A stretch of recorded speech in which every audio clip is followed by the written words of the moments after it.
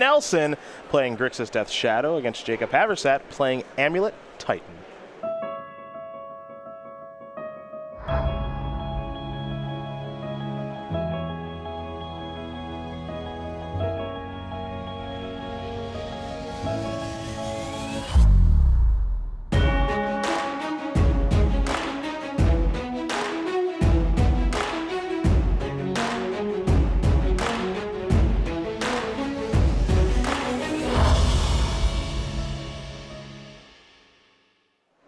Hello, everyone, and welcome to the Brad Nelson, Jacob Haverset watching the Ben Friedman Reed Duke match here in the corner. Yeah, they're really birding what's going on next to them. Here in the semifinals from Baltimore. Cedric Phillips and Craig Krempels. We are here in the booth. Nick Miller is down in the feature match area, as you can see, doing a write-up here of our semifinal match. These players will be given the green light here in just a moment. It's Jacob Haverset on your left with Amulet Titan, Brad Nelson on your right with Grixis Death Shadow. And we are underway in our semifinals as it's a Sakura Tribe Scout to start things off here for number 4 overall seed, Jacob Haverset. We go to Nelson, who's got a polluted Delta. He's going to sacrifice that powerful fetch land, going to fall down to at least 19, probably 17. 17 for sure. Yeah, given the archetype, there's a Watery Grave as he goes down to 17. And I think Brett's happy to see a turn 1 Sakura Tribe Scout here. It gives him something to do with his removal spells. Fatal Push, Lightning Bolt, and that is a Fatal Push. We're going to head over to Jacob.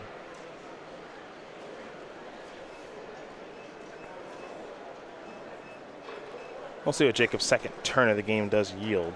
You know, it's the start from Jacob that's like Amulet into Explore and kind of grow his mana that way. That is hard for Brad to interact with, to deal with. Yeah, and it's the start that we haven't seen from yet. Now, we finally do have an Amulet here from Jacob. First one that we have seen from him since we've seen him on camera. Amulet of Vigor, very, very powerful. Whenever a permanent enters the battlefield, tapped and under your control, untap it. Nelson. Going to cast a Thoughtseize. Looks like we're going to find multiple copies of Summoner's Pact and a Primeval Titan here for Jacob Haverset. So his hand not very good. Yeah, this hand's light on mana. Yeah, that's understatement. You can call it what it is. Not a great hand. Looks like Jacob may have been on 5 cards this game.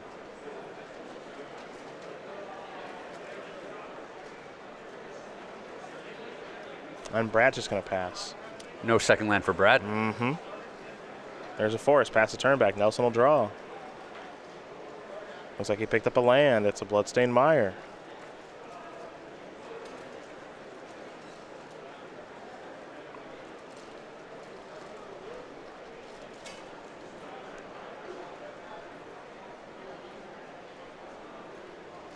Brad is just going to pass. We're going to go over to Jacob. Jacob will draw. And just pass the turn back. These players working with not a lot of resources, struggling along here in the semifinals. Yeah, they're not giving us a lot to work with either. It's an Inquisition of Kozilek. That'll show you 2 Summoner's Packs and an Engineered Explosives. Summoner's Pack down here. Nelson was going to pass. Let's go over to Jacob Haverset. He found a land. It's a Colony Garden. That'll untap and bring along an 0-1 plant with it. Engineered Explosives. Powerful card. Hard to take down a Gurmag Angler with an Engineered Explosives.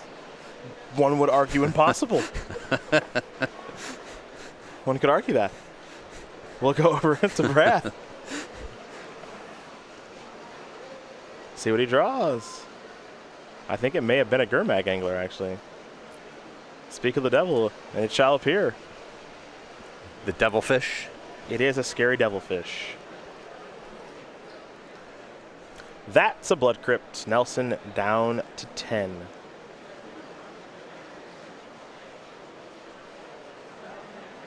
There is the big fish. Entire graveyard's gone here for Nelson. But now he does have a creature. Start putting on a clock. What do we have here? Sakura Tribe Scout. No, excuse me, Ancient Stirring, so take it all back. Much better than Sakura Tribe Scout.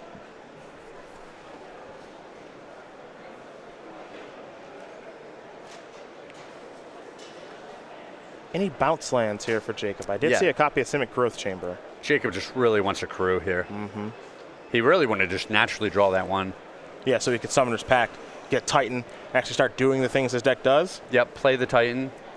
The lands that the Titan gets would untap because of the Amulet of Vigor. go on from there.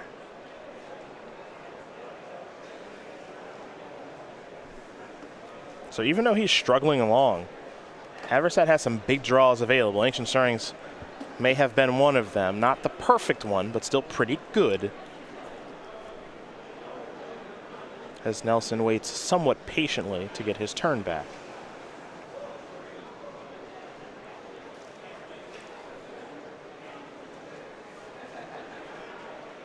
Simic your growth chamber. That's the selection from Ancient Stirrings. Haverset will pass the turn back over to Nelson. Nelson's going to cycle a Street Wraith. He's down to 8. He'll draw a card. Picked up a copy of Scalding Tarn. He'll play the Tarn.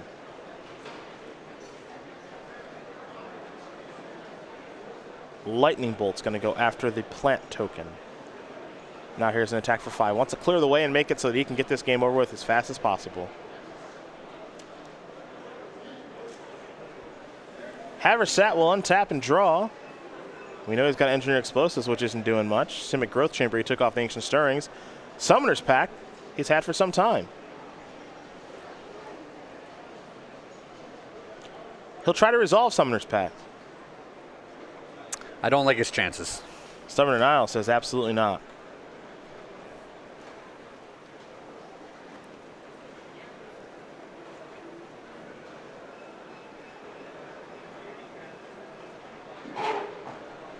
So what's next for Jacob? Because he's losing Titans now. He's already lost one Titan from, I believe, a Thoughtseize earlier. Yep. There's Simic Growth Chamber. Going to return Teleria West. And now he's going to float, transmute, and I think go get another Summoner's Pact here.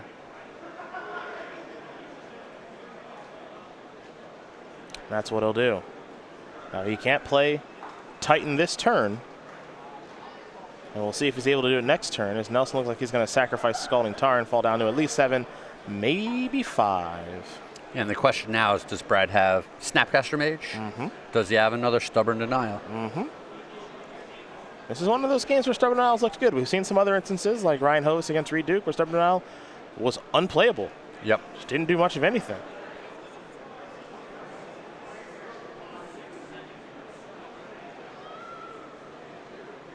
Over to Nelson we go. He'll draw. In for 5 more. Haverset's going to fall down to 10.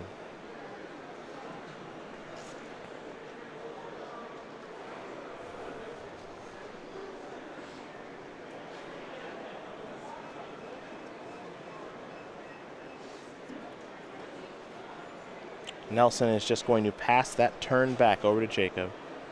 Jacob will draw, picked up a copy of Slayer's Stronghold.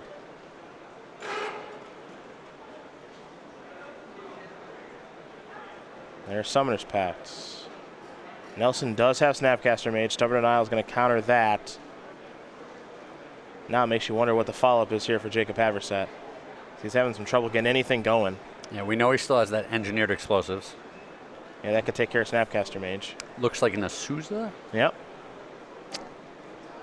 But he really needs to get a Titan onto the board. That's what this deck revolves around. Mm-hmm.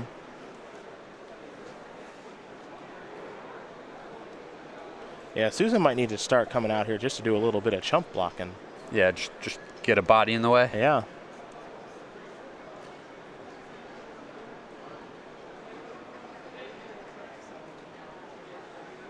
There is Engineer Explosives for 2.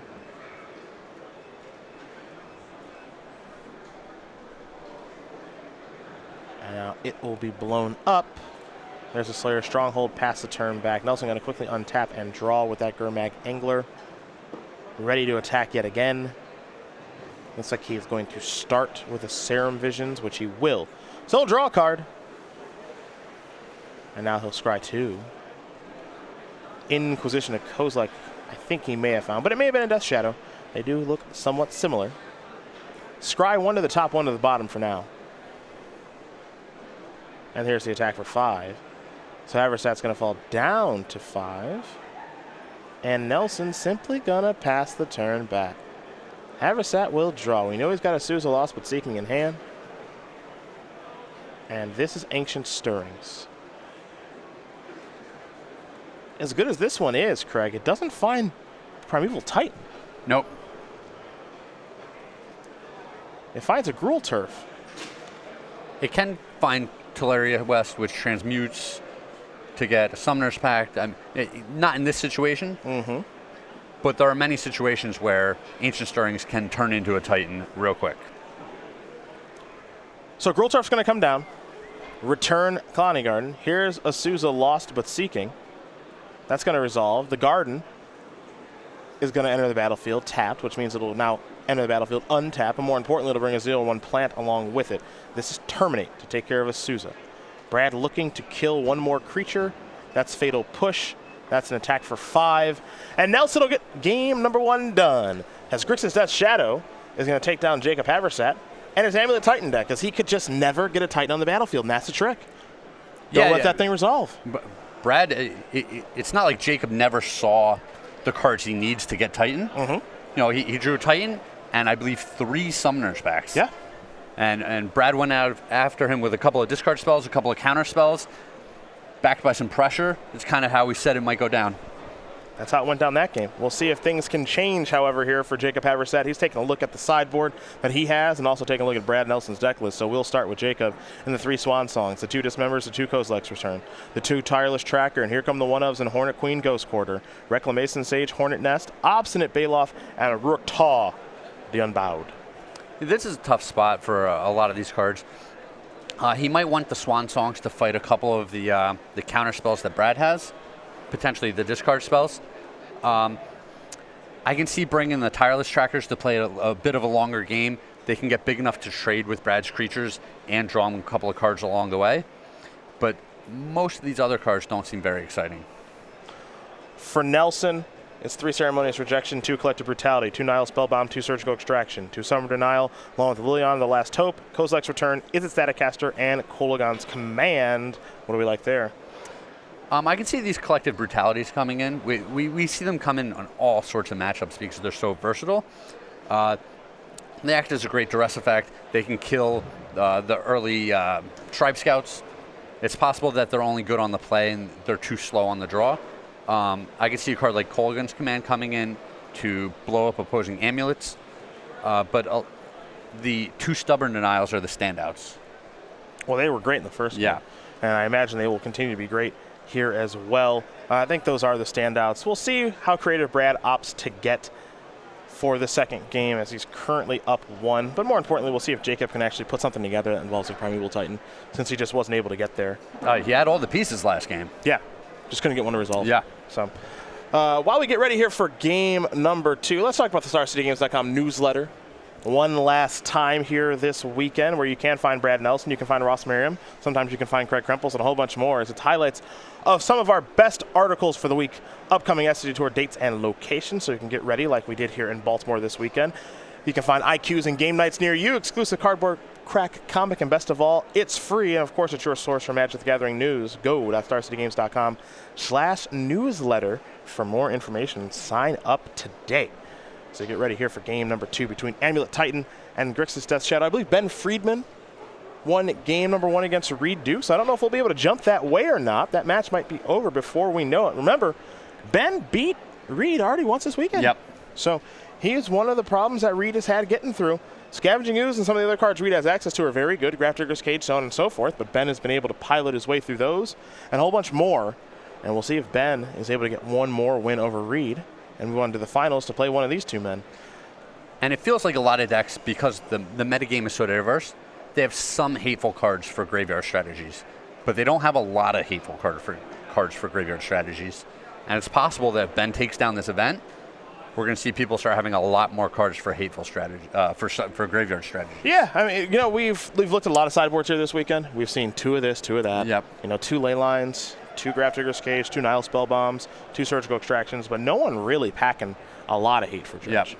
And I think, you know, in Charlotte 2 weeks from now, when we're there, I think if Ben does win this tournament, even this finish might be good enough where people say, all right, I'm going to move those numbers from 2-2 to 3-3, something like that.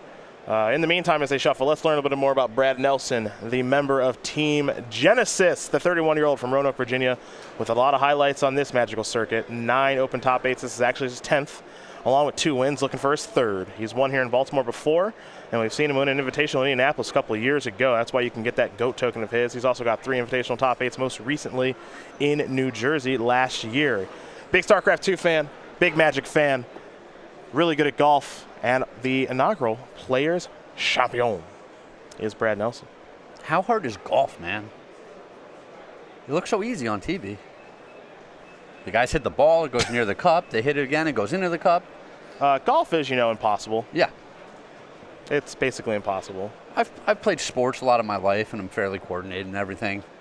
No chance. Now, I'm awful at golf. My hand-eye's not great.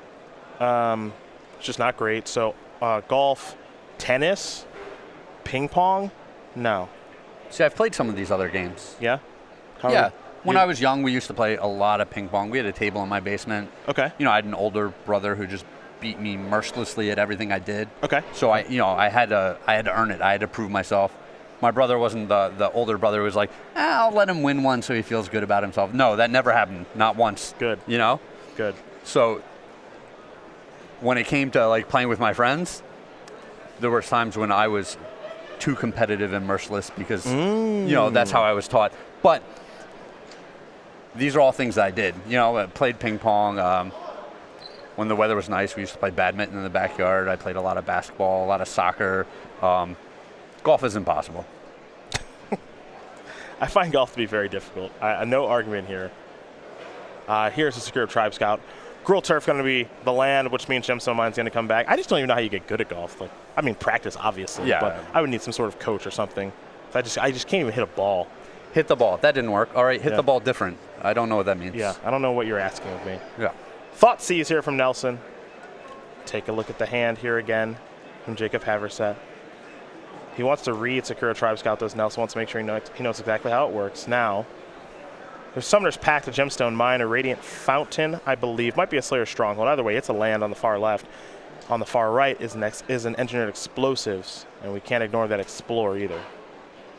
Yep, the Engineer's Explosives stayed in for Death Shadow. Yeah, basically that's it. Yep. It can kill Snapcaster Mage like we saw in Game 1. That is a Radiant Fountain now confirmed there in Jacob Haverset's hand, but it's mostly just a 1-for-1 trade with Death Shadow. There are times when you might be able to catch 2. Yep. But I think those are few and far between. And now I'm curious to see what card Brad wants to take. I would expect him to take the Summoner's Pact here. Same strategy as last game, just never let him get a Titan onto the board ever. But if Brad's looking at this hand and he feels like Jacob's hand is quite land light, might just take the Explore. Just take the cantrip effect, hope he doesn't draw the lands that he needs.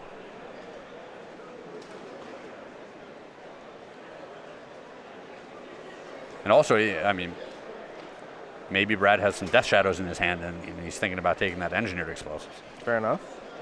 It's all in play.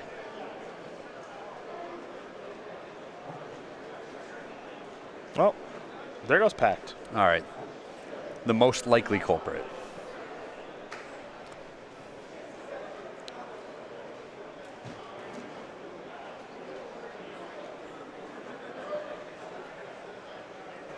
Here's Explorer. Looks like Obstinate Baloth and Azusa have been the past couple of draws here.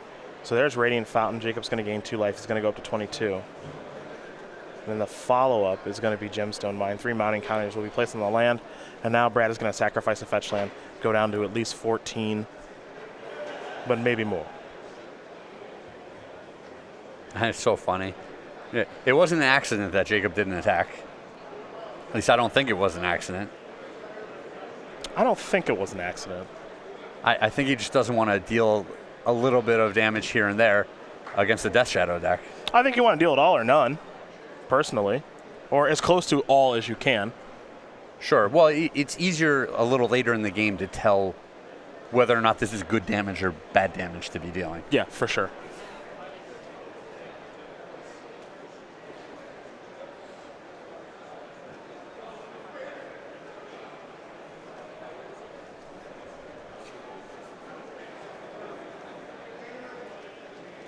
Here's Blood Crypt.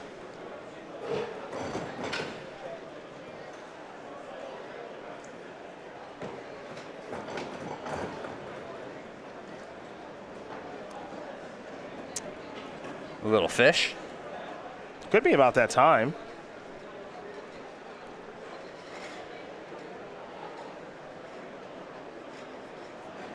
Yep. There's Gurmag Angler, pass the turn back. Let's go over to Jacob Haverset, who's now going to try to beat this 5/5 zombie fish again. Wasn't easy the first time. Couldn't get it done the first time.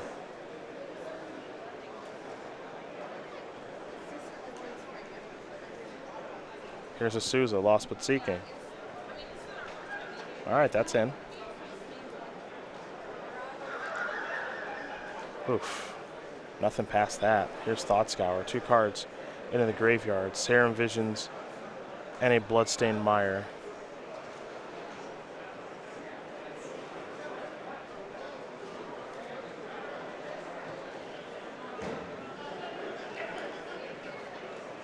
Cycle Street Wraith. He just had no graveyard last turn. Yeah, he dredged it all. He delved it all away. Oh, but 1. Yeah. And now he just has 5 or 6 cards in his graveyard again. Yeah, it's not hard. They should unban Treasure Cruise.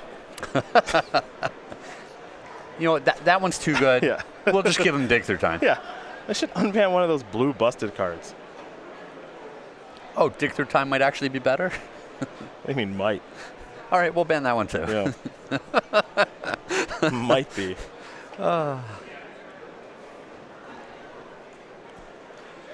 Nelson looking through those 5 cards in his graveyard. Hey, what's a fun cost reduction ability that we can make up for the next Magic set? I'm sure it won't be a problem. No, probably not. Probably not. Just going to keep trying until we get it right. Problem is there's no getting it right. Yeah, they're going to make one that like costs 30 base or something. Yeah. It's still going to be like, no, too good. Yeah.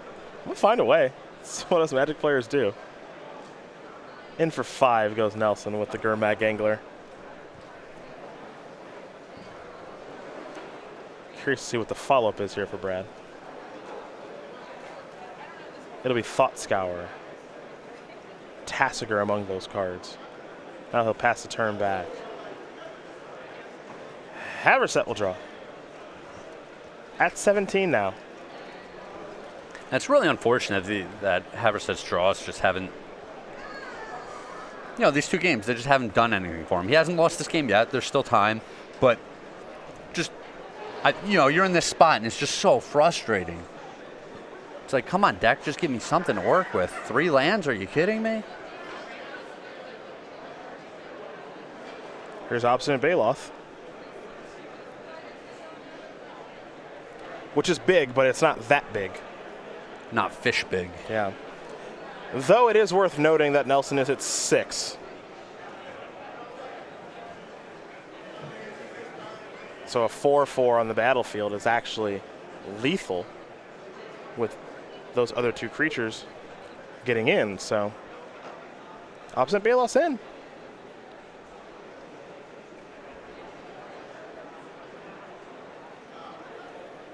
Nelson has Colgan's Command? Yep.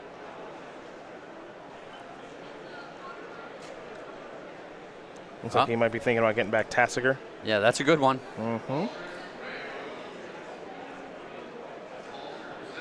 And looks like might be killing a Souza, lost but seeking. Yep. So 2 damage to a Souza. Return Tassiger. Keep on moving. In for 5. Haverset down to 16. This is Tassiger the Golden Fang.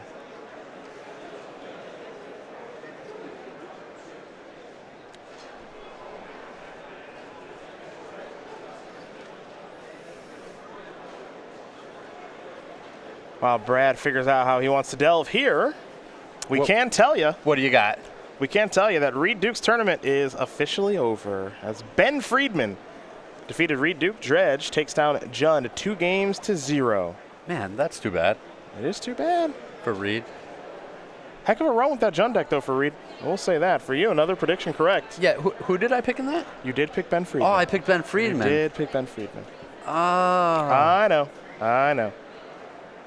You can put it on the board. Maybe. Stubborn Denial is going to counter the Ancient Stirrings. And now here's another copy of Asus. But what we know, and at least what Brad knows, is that Jacob doesn't have lands. Yeah. Just straight up. Yep. Doesn't have them. Tried to resolve stirrings, maybe find a bounce land. Couldn't do that. That's having a real problem. Terminate's going to take care of that Obstinate Baloth, and now Brad can get real aggressive. Yeah, just firmly in the driver's seat here. How about 9? Just blowing that horn, let meet me. Yep. Just boom, rolling right over that Asusa. The only thing these creatures don't have is trample. I'll tell you what. Asusa's going to stay out here. Sakura Tribe Scout's going to be blocked. Tribe Scout not looking impressive in this match, that's for sure.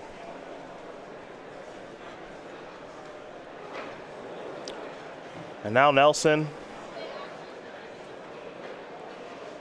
is going to go towards Death Shadow. We'll head back over to Jacob Haverset.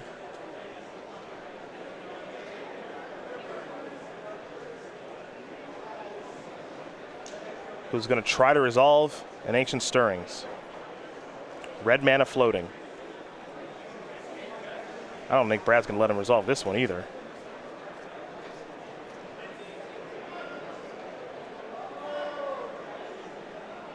We'll see. He's really giving it a thought. I mean, if he's got another Stubborn Denial, he countered the first one. It's not a guarantee that he'll counter the second one, but Brad's pretty good at sensing weakness.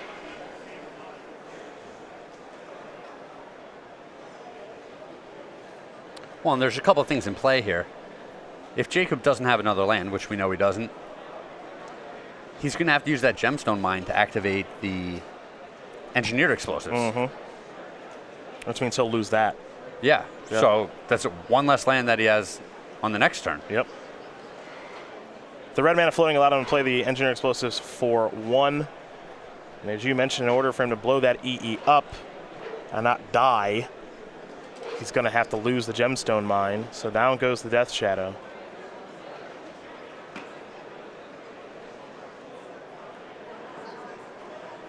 Jacob's last card in hand, I believe, is a Primeval Titan. Asusa's going to block. Jacob's going to take 4, go down to 8. It's a draw step. It's not very often you see a board that looks like that at the end of the game. Not from Amulet Titan. Just couldn't get anything going all match long as Brad was able to pick him apart with discard, with counter magic, and finally with big creatures. Brad Nelson going to win this match here over Jacob Haverset. 2-0. Grixis Death Shadow is going to take care of Amulet Titan. And those two guys on the same side of the table, Ben Friedman and Brad Nelson, are getting ready for their finals matchup.